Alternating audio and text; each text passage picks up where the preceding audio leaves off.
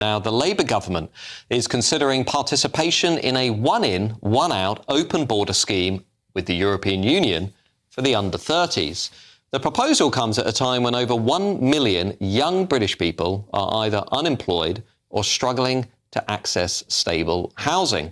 We have about 1 million young people not in education, employment or training. It's a truly damning statistic. Now, this scheme would allow young Europeans to live, work and study in the UK, potentially increasing competition in already pressured job and housing markets.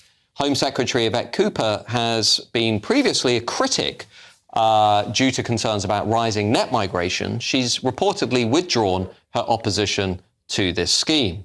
And earlier today, it's been reported that the Prime Minister Keir Starmer may also back the scheme after being urged by pro-European Union campaigners to get the UK closer to the European Union.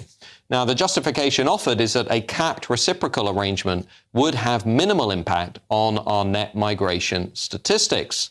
In practice, such schemes, however, tend to benefit a relatively small, internationally mobile segment of the population, rather than the majority of young people in the UK. It's unlikely, for example, that many young Britons, particularly those from disadvantaged white working class backgrounds, will be in a position to enjoy these opportunities abroad.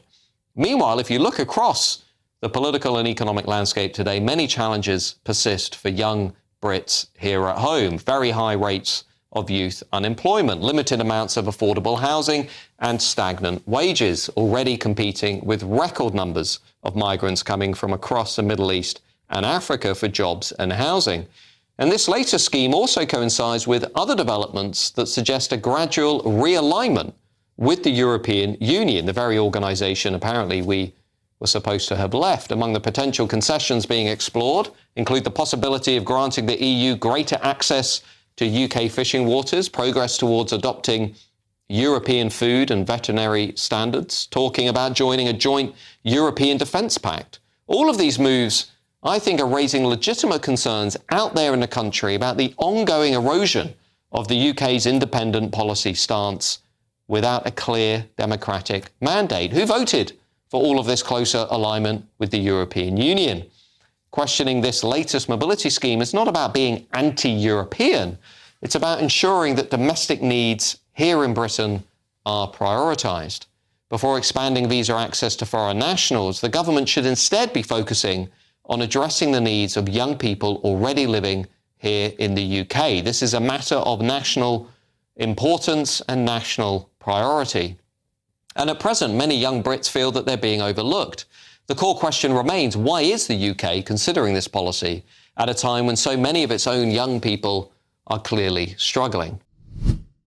Using the internet without a VPN, a virtual private network, is a bit like taking to the road without car insurance. All it takes is one unlucky moment to cost you a lot of cash. This video's sponsor is Private Internet Access. They are the VPN to help keep you safe. Click the link in the description below to find out why over 30 million people have downloaded PIA to protect themselves online. A virtual private network is an app that hides your IP address and helps keep your data private. When you're browsing the internet at home, you give up a large amount of data to businesses, to shops, and indeed to social media giants too.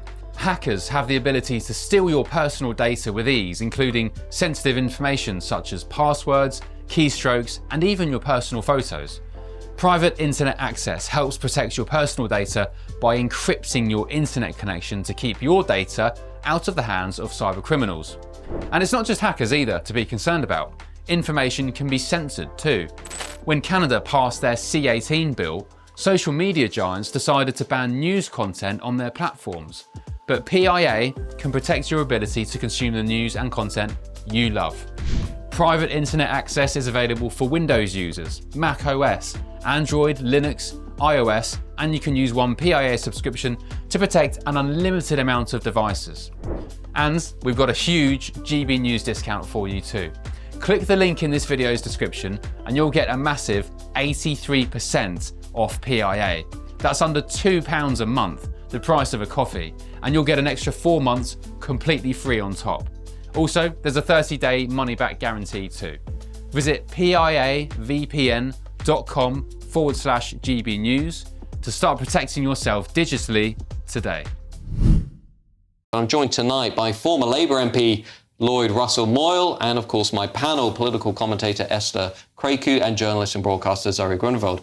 Lloyd, your initial reaction to this scheme, because there is a view held by many people out there in the country that Labour violating that Brexit spirit, ever a more closer union with the European Union, pushing for more alignment. Here's another example. Who voted for this? Well, I don't actually think anyone voted for us to get rid of youth mobility in the first place. I remember those... We voted to end free movement. No, yes, and youth mobility was never part of free movement. We have youth mobility pacts with Australia, with Canada, with Japan, etc. And what it does do, actually, I think it helps a lot of our... You say white working class Brits. I think it helps ordinary Brits around this country. If you remember, a lot of young people used to be able to go and work a season in Malaga at a 18 to 30s club. They were a bit of a wild child, but they do a season there. It gets them into the job of work within a party setting, and they come back and they're more skilled and they're more able to. And they were white working class British people. They weren't some kind of elite. That's what this scheme will enable. It will enable those kinds of people that want to go and work a season in Spain or work, kind of the Alvidezane pet style kind of work in some manufacturing in Germany and get those skills that maybe Britain isn't able to offer them, and we should, but we aren't able to at the moment, let's be honest, or that actually they need a bit of a kick up the derriere, and by sending people abroad, by giving them the opportunity to do that, it benefits them. And it is a one-in, one-out scheme. So the idea that it's about prioritising, non-Brits, I think is completely rubbish. So this is quite a positive option. And how many young Europeans will end up here? Well, the same number as young Brits that go abroad. No, how many, Lloyd? What's the number? The Australian scheme, let's give an example of that, that's been running for a very long time, gives them 2 years, plus an extra extension, has 9,000 people a year exchanged. So I would imagine it would be somewhere in the order of that per capita. But let's be honest.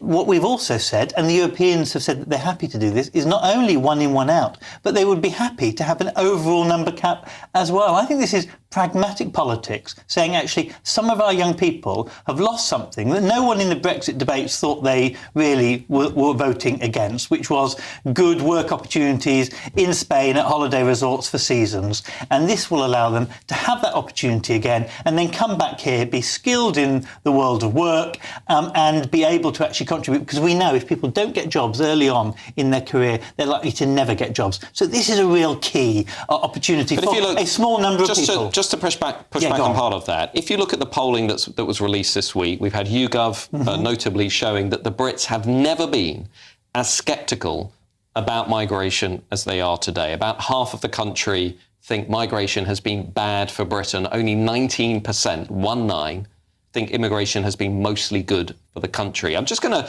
throw this out. After years of record migration, admittedly much of it from the Middle East, from Africa, from developing states, much of it low skill, low wage, post-Brexit. Is this really the time, with a flat economy, with low productivity, with declining GDP per capita, to have another migration scheme? Well, actually, I'll put it to you slightly differently. Part of the problem that we had post-Brexit is we needed people to do short-term, rather menial jobs.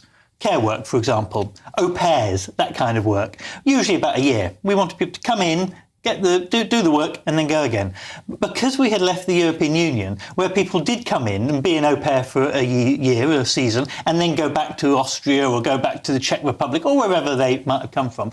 They were coming from all over the world on permanent work visas and then permanently residing. I'm not going to defend Boris Johnson's record in government. I think lots of people were fed up with that. Care workers, for example, came in large numbers, 100,000 under the Tories, and pushed the terms and conditions for British care workers down. Yes. And so it was a key problem. Right, I'm the last person in this country to defend Boris Johnson's record on immigration. This scheme actually could relieve some of that pressure and mean that we aren't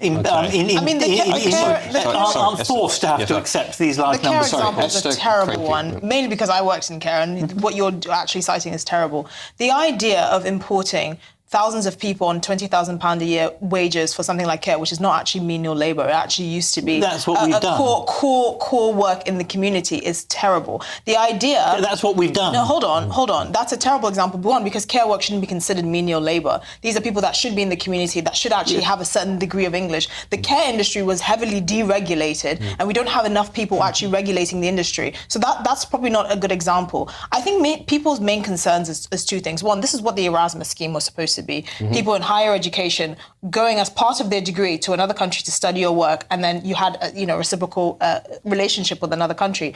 And that was easier to manage because these people were studying as part of a degree and they had to go back. We have an estimated 1 million plus illegal immigrants in this country. So the Labour government sitting there bragging about deporting 3,000. Guess what? You have 997,000 left to go. So there's that point. And also the idea that, British people, young British workers from Blackpool want to go and pick fruit in Malaga is completely ridiculous. Do you know the unemployment rates for youth in Spain, in Germany, in France? They're even 18 higher. to 30 clubs wasn't picking fruit. Hold on.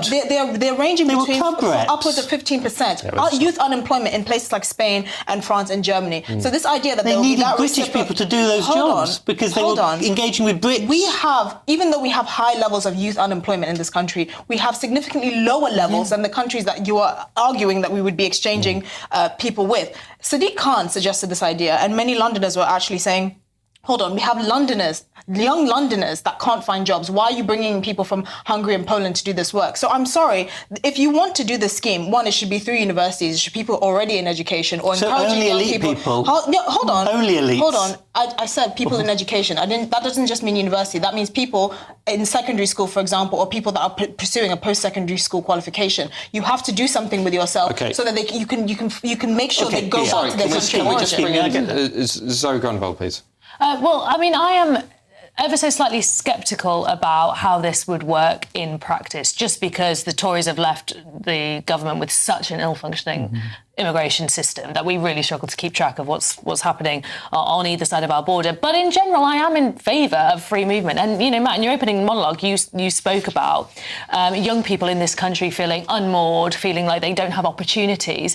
Brexit took opportunities away from them. That did give, as you were saying, Lloyd, the opportunity for people to go out, to try new experiences, to see new cultures, to gather skills that they couldn't get at home. And I think the fact that we have taken that away from a generation of young people and given them, what have we given them? All the other things you said about, the housing crisis, stagnant wages. All of these things need to be looked at in the round. They should all be addressed. But I think giving young people the opportunity to go abroad and have these reciprocal movements, I think that's a great thing. And I think what we've seen since Brexit is not only the drain of jobs and of students, but also of talent, of research, all these things that we used to get from these sorts of movements. Yes, they do have to be properly policed, and I'm slightly sceptical about whether a one-in, one-out system could work in practice. But I do think if we're talking about trying to make young people feel engaged in this country again, something like that is a good way of doing it. One of the things we could talk about, which is practical, which doesn't involve having to deal with already broken immigration scheme, is student debt. The actual threshold at which you start paying back your student debt has been lowered. So you have younger graduates coming out poorer that can't find work and now are going to have to deal with competition from Polish fruit pickers. It's ludicrous. From a national, you have to start paying back now your student loan as soon as you earn the national minimum wage because that's gone up. Well, but then why don't they address that instead? Well, I will not defend not addressing that. Our universities are in crisis, and what we should move to is a proper graduate tax that isn't linked to this thing when you earn the maximum, you stop paying early. When you earn more, you should continue to pay, and when you earn less, you shouldn't. That's what we should be moving to. But that is a separate debate. Sorry, it is. Let's not try and solve every problem in British society tonight. But thank you to Lloyd Russell Morlam and the panel. Now,